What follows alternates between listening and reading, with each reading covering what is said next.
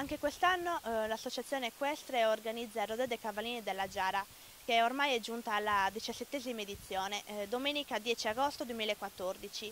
Alle ore 16 inizio delle iscrizioni, 17 le qualificazioni e intorno alle ore 20 la finale e alle 21 le premiazioni e anche l'estrazione dei premi della lotteria.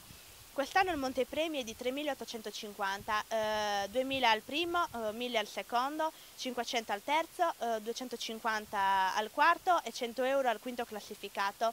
I principali cenni del regolamento è l'età minima di 18 anni e la quota di iscrizione di 50 euro.